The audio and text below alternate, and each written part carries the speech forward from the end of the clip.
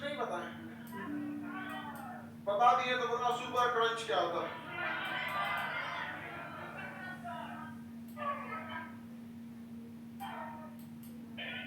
मंदाकिनी या Devyani, super crunch नहीं बताए, बता दिए तो बताओ सुपर क्रंच क्या होता है।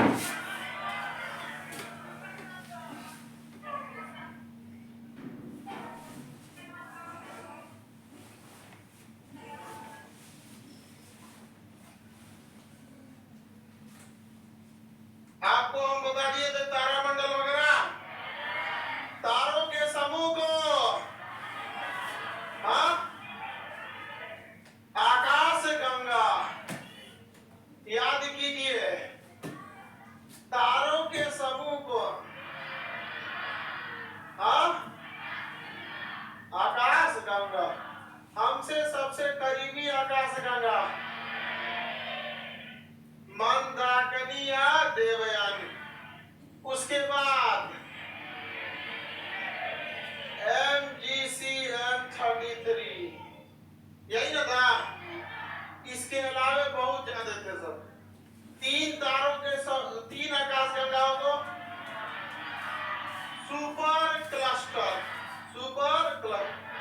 कई सारे सुपर क्लस्टर को मिला देंगे तो गैलेक्सी, मतलब ब्रह्मांड बन जाएगा। फिर क्या बन जाएगा? ब्रह्मांड।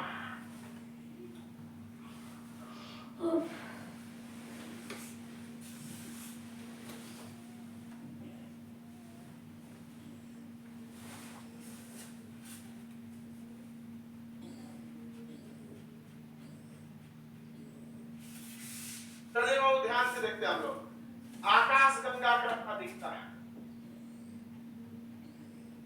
आकाश गंगा ऐसे दिखता है। आकाश गंगा ये क्या है? ये आकाश गंगा।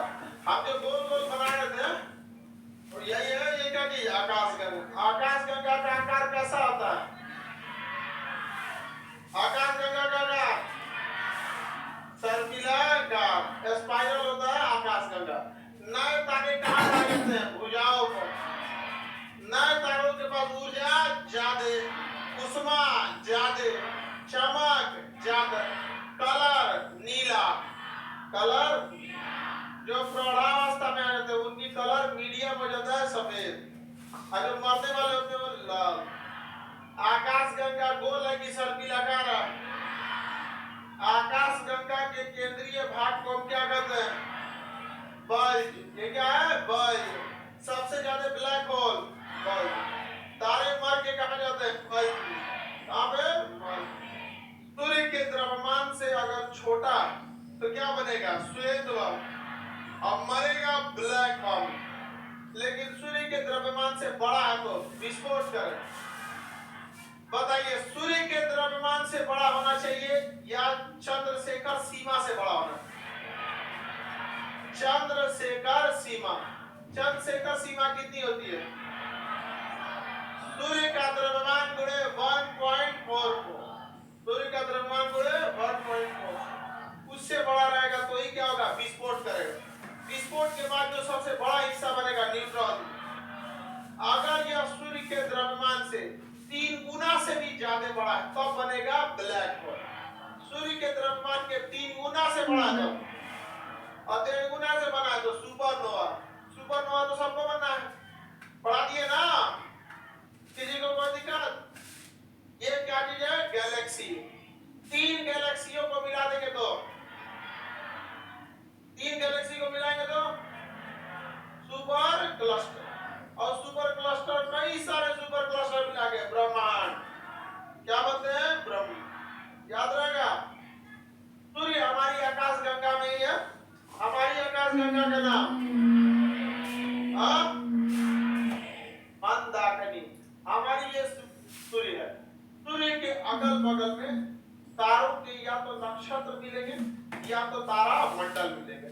सूर्य के पास तारों के समूह को हम नक्षत्र कहते हैं। अब सूर्य से थोड़ा दूरी पर तारों के समूह को तारा मंडल कहते हैं। दोनों में कोई फर्क नहीं, दोनों ग्रुप ऑफ स्टार हैं, लेकिन एक थोड़ा सा करीब है, एक थोड़ा सा दूर है। जो करीब है उसका सूर्य पर ज्यादा असर पड़ता है नक्षत्र हैं इसकी कुल संख्या 27 है और तारामंडल की संख्या 88, 89,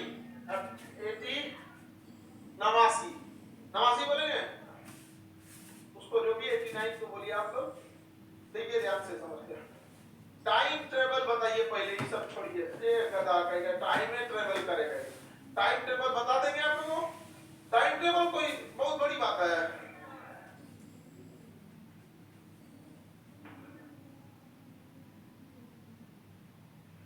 चलिए बाबू मेरी और ध्यान से देखेंगे।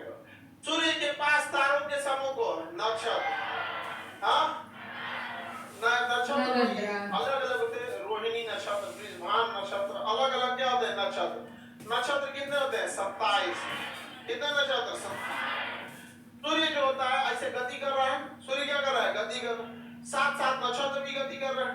क्या कर रहे हैं? नक्षत्र भी गति कर, तारामंडल भी गति कर रहा है, क्योंकि पूरा का पूरा ये क्या कर रहा है? गति कर रहा है। पूरा का पूरा गति कर, थोड़ा सा गति किसी का ज्यादा किसी का कम, आगे पीछे, लेकिन गति क्या कर रहे हैं? सब कर रहे हैं।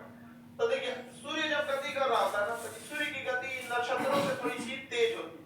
सूर्य की गति नक्षत्रों से क्या होती है? थोड़ी तेज होती है। हालांकि ये भी ऐसे भाग रहा है, ऐसी के साथ साथ कौन भाग रहा है? नक्षत्र भी, ऐसी के साथ साथ तारामंडल। तो रहेंगे सब एक ही पास, थोड़ा सा आगे पीछे होते रहेंगे सब। जैसे कैसे राउंड मारिए आप किसी चक्कर का, तैयारी वारी करता है सब पुलिस आर्मी वगैरह का, तो देखिएगा राउंड मारता है तो कभी कोई पास आता है, कभी दूर आता है, कभी ये उसको ओवरटेक करता है, कभी ये, लेकिन सबका ट्रैक अलग अलग रहता है। उसी तरह से ध्यान से देखिएगा, ये सूर्य है और इसके अगल बगल में क्या है? सब नक्षत्र। तो देखिए बगल में कौन है सब? तो कहां चल गया जी? नक्षत्र भाग गया, आ गया नक्षत्र। तो इसे नक्षत्र भी गति कर रहा है और सूर्य भी क्या कर रहा है? गति। ये सूर्य गति कर रहा है और इसके साथ साथ कौन गति कर रहा है? नक्षत्र। और साथ साथ में तारामंडल। तो ऐसे तारामंडल भी गति करेगा, नक्षत्र भी और सूर्य भी। सूर्य भी गति करेगा ना, और सूर्य के साथ साथ घूमता है सूर्य के अगल बगल में सौरमंडल। सौरमंडल, इस सौरमंडल में ग्रह आते हैं। क्या आते हैं सर? ग्रह। सौरमंडल में ग्रह। कोई दिक्कत? तो सूर्य के सबसे पास में सौरमंडल, तो सूर्य के सबसे पास में सौरमंडल और थोड़ा दूर पे नक्षत्र। सौरमंडल में कितने ग्रह? 8। नक्षत्र, तारामंडल, सूर्य मिल गया। बताइए हम लोग का सबसे करीबी तारा सूर्य, गजब याद रहेगा ना। और सूर्य के अगल बगल का एरिया सौरमंडल। ये सौरमंडल में एक भी तारा मिलेगा नहीं, केवल क्या मिलेंगे? ग्रह। क्या मिलेगा? ग्रह। कोई दिक्कत? कोई दिक्कत नहीं ना। और उसके बाद क्या मिलेंगे सब? नक्षत्र। नक्षत्रों की संख्या, तारामंडल की संख्या। दिक्कत नहीं ना। ये ग्रह को हटा देते हैं, क्योंकि ग्रह जब पढ़ेंगे तब आपको पढ़ाएंगे ग्रह के बारे में। अभी हम किसके बारे में पढ़ रहे हैं? तारे को। हालांकि ज्योतिष जो होता है वो दो चीजों पर आधारित होता है, ये ग्रह और नक्षत्र। ग्रह और नक्षत्र, क्योंकि ज्योतिष के हिसाब से इन तारों का हमारे जीवन में क्या पड़ता है? प्रभाव पड़ता है। तो आप किस ग्रह में है ये मायने रखता है। और साथ साथ आप जब पैदा हुए तो उस समय पृथ्वी सूर्य के ठीक सामने कौन नक्षत्र था? समझा कि नहीं? जब आप पैदा हुए तो आप तो पृथ्वी पे पैदा हुए, लोग सब लोग पृथ्वी पे पैदा हुए ना, पृथ्वी पे सब लोग पैदा हुए। लेकिन पृथ्वी पे जब पैदा हुए तो ये देखा जाता है कि पृथ्वी के ठीक सामने उस समय कौन सा ग्रह था? कौन सा ग्रह था? उस हिसाब से आपकी राशि डिसाइड हो जाती है। देखते हैं ना कौन राशि के हैं आप लोग? आप लोग कौन राशि के? कन्या राशि का। ओ आप समझ में आए चक्कर पकड़ काय करता है ना। आप लोग को अपना अपना नक्षत्र पता है? नहीं, ग्रह पता है, राशि वगैरह आप पता नहीं, हमको तो पता ही नहीं है। नाम से नहीं होता है,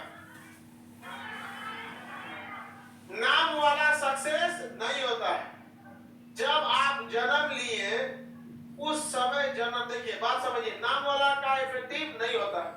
जब आप जन्म लिए तो डिसाइड करता है कि आप जब पृथ्वी पे थे उस समय कौन सा ग्रह किस सीक्वेंस में था, और साथ ही साथ सूर्य के ठीक सामने किस नक्षत्र को सूर्य पार कर रहा था, किस नक्षत्र को सूर्य पार कर रहा था। समझ में गया कि नहीं गया? तो आप लोग को पता रहना चाहिए कि कौन सा जगह है। नाम वाला सक्सेस नहीं होता है, नाम वाला।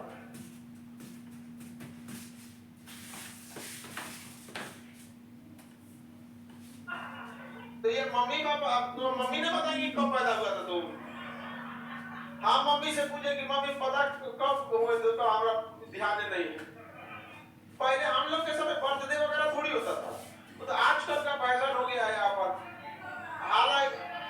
हालांकि जिन लोगों के घर में ज्योतिष की मान्यताएं ज्यादा रहती है, वो इस चीज पर ध्यान देते हैं कि तुरंत जैसे लड़का होगा बताना है टाइम क्या था, टाइम याद रखना है, बस टाइम डेट पता रहेगा तो उस हिसाब से निकाल लिया जाता है कि इस समय पृथ्वी कहां पर थी। समझा कि नहीं? हालांकि अगर कोई लड़का हॉस्पिटल में होता है तो उसका तो पूरा रिकॉर्डिंग मिल जाता है, वो पूरा उसमें एक नर्स रहती है, उसका यही काम रहता है, टाइम डेट लिखना और फिर मोहर मारना। छोटका लड़का का अंगूठा नहीं लगता है, पंजा लगता है, पैरवा का ऐसे सियाही लगा के उन्हें पोत के लगा दिया जाता है, नहीं तो पता चला हॉस्पिटल में बहुत ही ज्यादा रहेगा, सब बदला गया, सब कौन किसका लेके चल गया। नहीं समझ में आ गया कि नहीं? कोई दिक्कत? तो ये आप ग्राम मिला दें, बोलिए।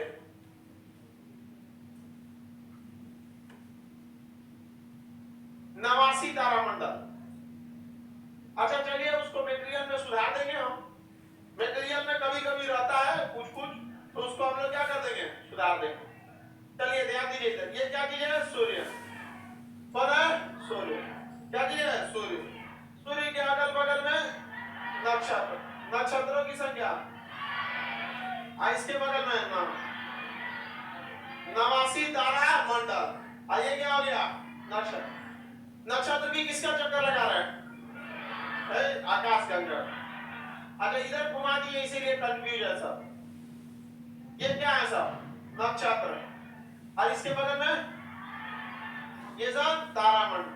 दूरी पर तारों के समूह को, समीप तारों के समूह को। आइए क्या हो गया? सूर्य के अपने परिवार को सौर मंडल क्या कहेंगे? सूर्य एक प्रति महीने 2.25 नक्षत्रों को पार करता है। कितने नक्षत्र को? 2.5 2.25 नक्षत्र को एक महीने में सूर्य क्या करता है? पार कर। यानी एक महीने में सूर्य कितने नक्षत्र को पार करे? 1 2 और एक और नक्षत्र को पार कर देता है। तो नक्षत्र एक तारा तो होता नहीं है, नक्षत्र में बड़ी ज्यादा तारे रहते हैं, तो तारों के समूह को नक्षत्र। ऐसे ऐसे कुल कितने नक्षत्र है सब पर? तो 27 तारा है कि 27 तारों के समूह है? तारों के क्या है? समूह।